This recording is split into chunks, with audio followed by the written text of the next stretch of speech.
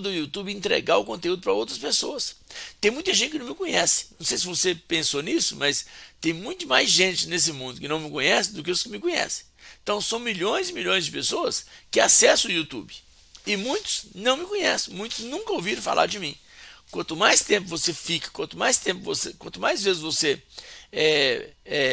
compartilha essa live, quanto mais like você dá, quanto mais comentário você faz, gera engajamento e o YouTube olha assim, ó, o algoritmo entende assim, ó, tá tendo relevância o que está falando.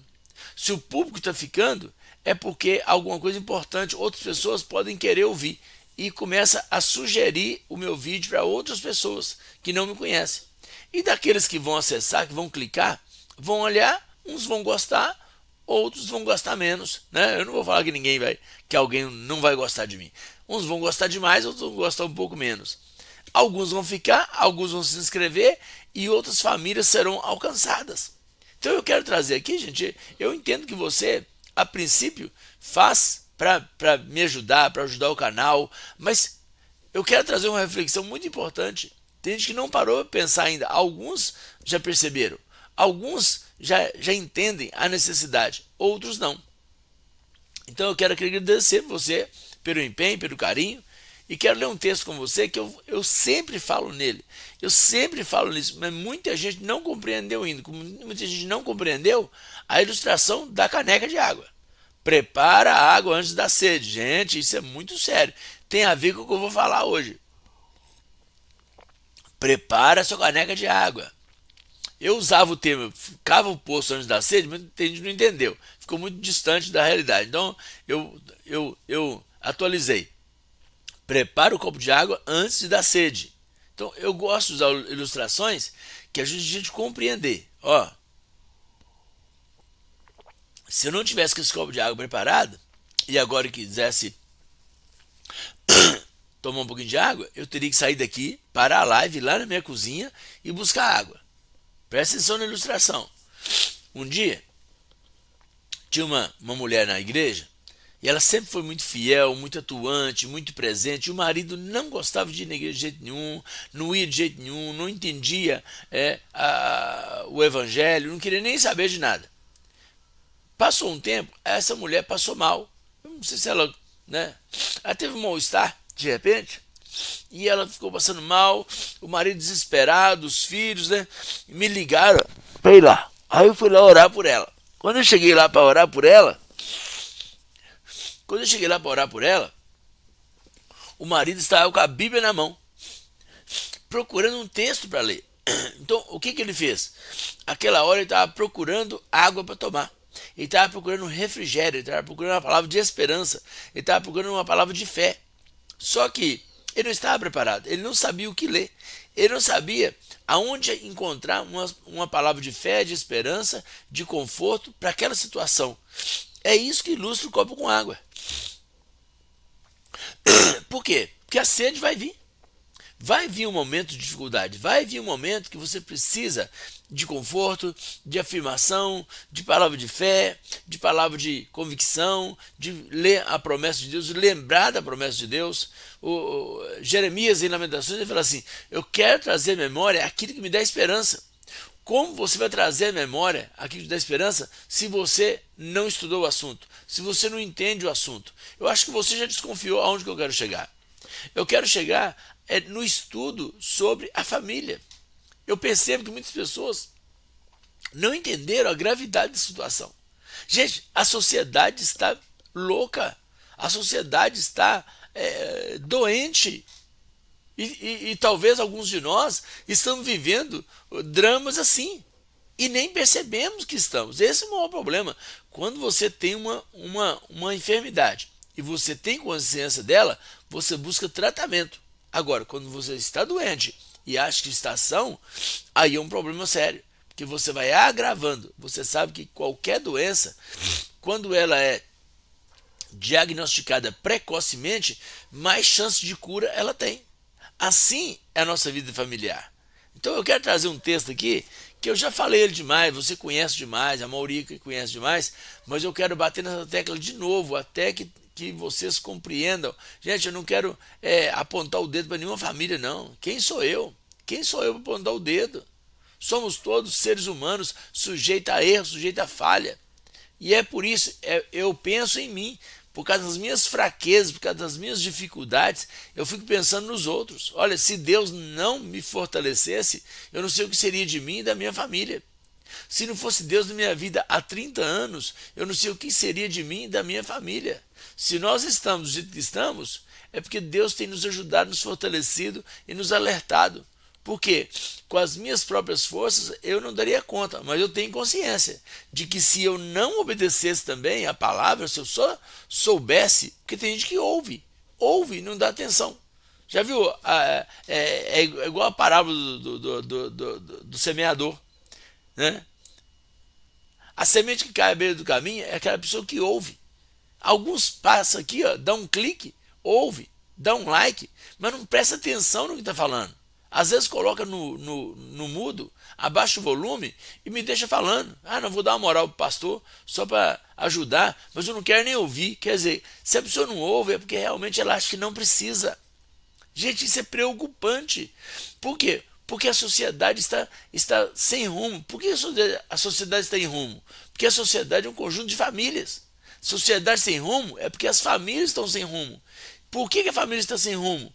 Família é um conjunto de duas ou mais pessoas, sendo que uma delas é adulta. Por que a família está sem rumo? Porque cada pessoa em particular está sem rumo. A maioria esmagadora de pessoas vive uma vida sem rumo, sem direção. E quando tem uma direção, ainda é uma direção errada. A Bíblia diz assim: há caminhos que ao homem parece direito, mas o final deles é caminho de morte. É o final deles. Tem gente que está começando alguma coisa na vida dele, seja na vida familiar, na vida amorosa, na vida física, na vida financeira, e você perceber, você que tem mais experiência, que aquilo vai dar um problemão no final. Mas a pessoa não consegue compreender. Gente, nós vivemos uma sociedade que tem assim, ó, é assustador os dados. Quer ver? Deixa eu ver se eu consigo achar aqui, ó. Vou achar aqui, ó. Ó.